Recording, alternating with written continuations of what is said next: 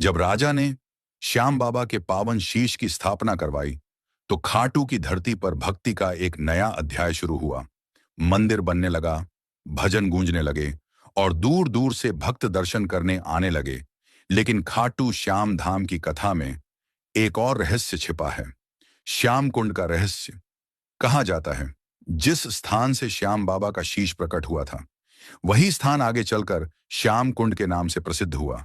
भक्त मानते हैं कि इस पवित्र कुंड का जल सिर्फ साधारण जल नहीं है, यह श्याम बाबा की कृपा का प्रतीक है। कहते हैं जो भी भक्त सच्चे मन से श्याम कुंड में स्नान करता है वह अपने दुख, भय और निराशा को श्याम बाबा के चरणों में छोड़ आता है। एक हार चुका मन जब इस पावन जल को स्पर्श करता है तो उसके अंदर फिर से जीने की उम्मीद जाग उठती है। इसीलिए लाखों भक्त श्याम कुंड में स्नान करके बाबा के दरबार में जाते हैं। किसी के मन में दुख होता है, किसी की आंखों में आंसू, किसी की जिंदगी में हार होती है तो किसी के दिल में आखिरी उम्मीद।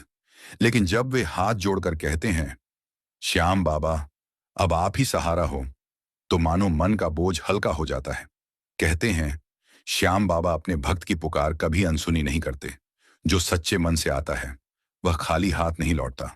लेकिन क्या आप जानते हैं खाटू श्याम बाबा को हारे का सहारा क्यों कहा जाता है? अगले भाग में जानेंगे हारे के सहारे की असली कथा। हारे के सहारे की जय।